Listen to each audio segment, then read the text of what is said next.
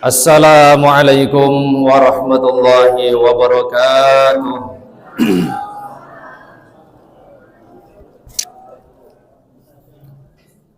Alhamdulillahilladzi faddala bani Adam ala sairil makhluqat وفضلنا على سائر الأمم بشهر رمضان أشهد أن لا إله إلا الله وحده لا شريك له الملك المنان وأشهد أن سيدنا ونبينا محمدا عبده ورسوله سيد الأنام اللهم صل وسلم على سيدنا محمد وعلى آله وأصحابه أولي الفضل والكرام أما بعد السيد الفاضل الأستاذ Agus السيد الفاضل الأستاذ Firman, yang terhormat para tetua, yang kami hormati para sesepuh, para asatidz, yang terhormat para masyayikh, yang kami hormati para jamaah bapak-bapak serta ibu-ibu, saudara-saudara sekalian. Alhamdulillah, pada kesempatan kali ini kita bisa berkumpul kembali dalam keadaan sehat wal afiyah, tiada kurang suatu apapun.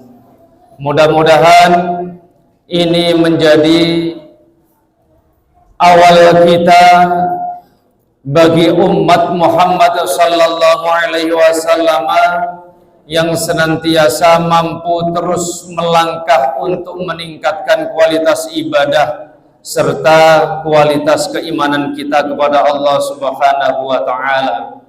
Shalawat serta salam marilah senantiasa kita limpah curahkan kepada baginda Nabi Agung Muhammad sallallahu alaihi wasallam. Tanpa beliau kita tidak akan mengenal Allah. Tanpa beliau kita tidak akan mampu beribadah, tidak akan mampu membedakan mana yang benar dan mana yang salah. Mudah-mudahan kita senantiasa mendapatkan uluran syafaat di yaumil qiyamah kelak. Amin amin ya rabbal alamin. Bapak ibu jamaah sekalian, pada malam hari ini saya agak mikir. Setelah 1 minggu yang lalu saya kesini, lupa saya menyampaikan apa. Ada yang ingat? Waktu saya kesini itu nyampaikan apa? Ntarnya saya sampaikan lagi kan jadi double gitu. Gak apa-apa, emang udah lupa. Nggak apa-apa Bu ya. Ya kalau sudah disampaikan mudah-mudahan tambah melekat ya. Rasul sallallahu alaihi wasallam bersabda, "Innas syaiton yajri minal insani majrad dami." Sungguh syaitan itu menyusup ke dalam aliran darah manusia. Jadi nafsu sampai jalar kemana-mana gitu ya, sampai menjalar kemana-mana. Maka aliran darah itu aliran-aliran yang dipakai untuk menyusup syaitan bisa akan terhenti dan terhalang dalam keadaan puasa dengan berpuasa. Maka kita kenal bahwa ada di dalam tubuh manusia yang disebut dengan nafsu. Karena aliran disusupi oleh setan. Maka Rasul ketika melihat 2 kaum Ansor ketika berjalan secara cepat mendatangi Rasul sallallahu alaihi wasallam yang pada saat itu sedang menghantar Sayyidah Sofiyah untuk pulang karena Rasul pada waktu itu sedang iktikaf di masjid. Tapi Sayyidah Sofiyah itu mengunjungi Rasul di malam hari. Ketika Sayyidah Sofiyah hendak pulang, Rasul menghantarkannya. Tiba-tiba ada dua kaum Ansor berjalan dengan cepat menghampiri Rasul. Di dalam hatinya itu maksudnya ada sifat suudzon, ada sifat curiga. Siapa yang diantar Rasul? Itu ya, siapa yang diantar Rasul? Rasul kemudian bilang kepada dua kaum Ansor tersebut, jangan berjalan cepat-cepat. Maksudnya karena pingin tahu siapa yang diantar Rasul. Jadi ada sifat apa namanya? Terdetik suudzon. Maka kemudian Rasul bersabda bahwa setan itu menyusup ke dalam aliran darah manusia. Kata Rasul, aku takut jika kamu tersusupinya dan kemudian hatimu tumbuh perkara-perkara buruk karena susupan itu. Hadits muttafaq alaih. Maka di dalam sebuah riwayat Rasul Shallallahu Alaihi Wasallam pernah menyampaikan, Allah Subhanahu Wa Taala ketika menciptakan nafsu itu memang dengan karakter yang dekil, dengan karakter yang ngeyelan bahasa Jawa, dengan karakter yang innan nafsala ammaratun bisu, senang dengan keburukan. Karena setiap aliran darah manusia memang disusupi oleh setan. Maka terbentuknya nafsu itu ya sesuai dengan karakter-karakter tersebut. Maka ketika Allah Subhanahu wa taala menciptakan nafsu dan Allah menguji karakternya, nafsu disuruh ngalor malah ngidul. Nafsu. Nafsu disuruh ngidul malah ngetan. Itu nafsu. Maka keinginannya itu selalu bertentangan dengan syariat terkadang. Itu nafsu pada karakter asli sebelum terbentuk, sebelum dilatih dengan baik. Maka ketika nafsu ditanya, hai nafsu, siapa aku dan siapa kamu? Jawab nafsu, ana wa anta. Padahal yang bertanya siapa? Allah. Hei nafsu, siapa aku dan siapa kamu? Jawabnya kamu ya kamu, aku ya aku. Itu bahasa orang tua kurang ajar kalau ada anak. Kamu tuh anak siapa? Enggak anak siapa-siapa. Kamu kok bisa terserah gua? Wah, gedeg banget. Ana wa anta. Aku ya aku, kamu ya kamu. Allah murka. Nafsu kemudian disiksa, dimasukkan ke dalam neraka, dipukulin, digebukin loh. 100 tahun lamanya. Setelah itu dikeluarkan tetap saja ngeyel. Hai nafsu, jawab sekarang siapa aku, siapa kamu? Ana wa anta. Tetap ngeyel. Gebukin lagi 100 tahun akhirat itu nggak kayak di dunia. Ta'rujul malaikatu warruhu ilaihi fi yaumin kana miqdaruhu 50 alfasana. Dalam satu ayat dikatakan 50.000 tahun. Dalam satu ayat lagi dikatakan alfsanah, 1000 tahun. Pokoknya nggak kayak di dunia. Hitungannya tuh nggak kayak di dunia. Kenapa? Karena rasanya akhirat apalagi di neraka. Adanya itu kan perkara yang tidak mengenakan di neraka itu. Maka apa-apa yang tidak mengenakan meskipun dalam 1 jam rasanya setahun.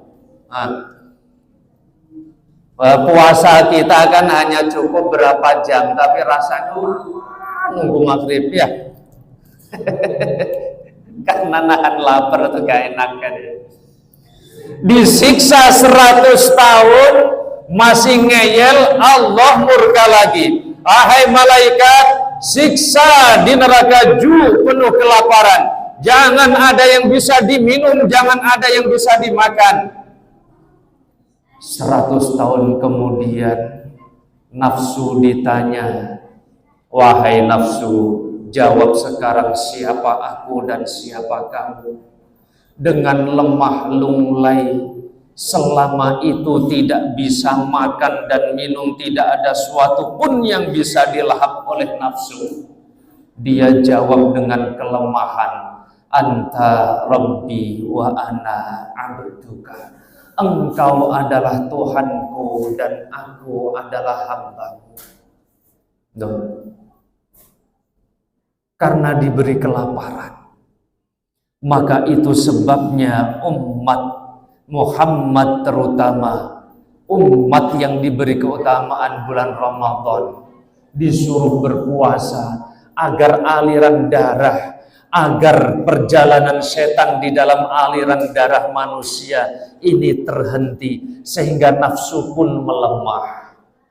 Orang lagi puasa kan gak kuat marah, udah terserah, mau ngapain dah, terserah, udah pokoknya mau nanti itu aja udah ngikut aja dah ngikut, paling kayak gitu, paling gitu, udah terserah.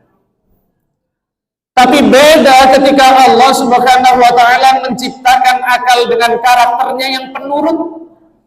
Karena akal ini diciptakan untuk bisa berpikir. Akal diciptakan Allah untuk bisa berpikir sebagai pembanding nafsu yang bersifat dekil. Maka ketika akal diciptakan, hai akal aqbil fa aqbala, hai akal adbir fa adbara, hai akal menghadap ke sini, nurut akal. Hai akal berbalik, nurut pula akal. Karena akal bisa berpikir siapa yang bertanya dan siapa yang menyuruh. Fungsi akal. Maka orang diberi akal nggak bisa mikir, berarti nggak normal. Akalnya tidak bisa berfungsi sebagaimana mestinya. Itu. Maka kemudian akal ditanya, siapa aku dan siapa kamu? Kata akal, anta rabbi wa ana abduka. Aku adalah hambamu dan engkau adalah Tuhanku. Maka dua ini menjadi sebuah pembanding ketika nafsu selalu la'ammaratun bisu, maka akal berpikir jangan kau lakukan itu karena Allah melarang. Nafsu terus mendorong, sesekali napa, akal berpikir sekalipun tidak boleh durhaka kepada Allah. Lantarkan taubat, minta ampun, Allah kan maha baik. Jangan begitu jadi hamba ngeyelan. Akal terus menjadi pembanding. Maka dalam diri manusia selalu berantem, nafsu sama apa? Akal. Selalu berantem. Maka itulah fungsinya akal di dalam Al-Quran selalu diingatkan, la'allakum tatafakkarun, la'allakum taqilun, la'allakum tatadabbarun, la'allakum, apalagi pokoknya yang bersifat mengarah kepada akal untuk berpikir, karena sebagaimana fungsi akal itu untuk berpikir. Ma'asyiral muslimin rahimakumullah. Maka puasa Ramadan ini adalah menjadi anugerah bagi kita, karena kita tidak mengumbar nafsu yang selalu menciptakan kemaksiatan. Semua dosa kita itu diciptakan oleh nafsu kita, bukan oleh akal kita. Nafsu terkadang menang. Kalau nafsu menang, maka kita akan berbuat keburukan. Ada kalanya akal yang menang, maka nafsu akan tunduk ketika akal mampu berjalan sesuai fungsinya dan dia menang. Maka tatkala nafsu terus menggerogoti, terus menang, itu pertanda kecelakaan. Maka kita diberi anugerah bulan suci Ramadan ini, ketika sesekali kita tidak mampu menundukkan nafsu kita, akal kita tidak mampu menundukkan, maka puasa Ramadan inilah kita mampu menghambat aliran darah yang disusupi oleh setan sehingga terus mendorong nafsu berbuat kejahatan. Itu fungsi nafsu yang belum dilatih, tetapi ketika nafsu sudah dilatih, maka Ramadan ini kan mentarbiyah kita. Ramadan ini mendidik kita, mendidik nafsu kita. Jangan terus terumbar, jangan terus pokoknya jangan los. Jadi Ramadan ini mentarbiyah kita. Maka kalau nafsu sudah terdidik, sudah tertarbiyah, maka mudah-mudahan nafsu ini pun akan membawa kita kepada jalan-jalan yang enak. Emang ada nafsu yang ada di jalan yang baik? Ya ada. Ya ayyatuhan nafsul mutmainnah, jiwa nafsu yang tenang, nafsunya para orang-orang alim, para ulama, para anbiya, para syuhada, orang-orang terpilih, orang-orang hebat. Kita masih ammaroh, banyak jeleknya. Lawamah mending lumayan. La uqsimu biyaumil qiyamah wa la uqsimu bin nafsil lawamah. Ada nafsu lawamah yang terkadang juga mengajak kita kepada kebaikan. Maka rasanya terkadang mau melangkah ke musola al-ukhwah itu berat. Karakter nafsu aslinya nafsal ammaratun bisu. Udah nyantai aja, kemarin kan udah taraweh, kan udah awalan wa akhiran, pembukaan, ntar kita nunggu akhiran tarawehnya. Oh gitu ya. Tapi nafsu lawamahnya enggak. Jangan begitulah, ini kesempatan kita. Jangan-jangan nanti Ramadan depan beda cerita. Apa beda cerita? Takut-takut nggak nyampe umurnya. Tuh, secara berat nafsu kemudian terlangkah. Loh, nafsu yang sudah pernah terdidik, kemudian nafsu itu pun juga mampu melawan dirinya sendiri dengan akal pikiran, membantu untuk mencermati. Karena tahun ini adalah kesempatan bagi kita dari Allah Subhanahu wa Ta'ala. Masa akan dilewatkan, padahal belum tentu tahun depan Allah mempertemukan kita pula dengan bulan Ramadan. Meski demikian, tetap kita berharap juga mudah-mudahan Allah menyampaikan umur kita, kan begitu ya. Mudah-mudahan Allah menyampaikan umur kita di bulan Ramadan dengan semangat yang lebih, dengan keimanan yang lebih, imanan wahtisaban, mencari ridha Allah dengan semangat. Nafsu terasa enteng. Nah, ini namanya tarbiyah. Mudah-mudahan kita semuanya senantiasa benar-benar di bulan Ramadan ini mampu dengan seksama mentarbiyah nafsu kita agar tidak terlalu terumbar, agar tidak terlalu los, agar tidak terlalu vulgar. Amin ya rabbal alamin. Dan mudah-mudahan kita semuanya senantiasa mendapatkan kesehatan selalu dari Allah Subhanahu wa Ta'ala. Ibadah puasa kita, amal-amal kebaikan kita, ibadah-ibadah wajib dan sunnah kita senantiasa diterima oleh Allah Subhanahu wa Ta'ala. Amin amin ya rabbal alamin. Akhirul kalam, wassalamualaikum warahmatullahi wabarakatuh.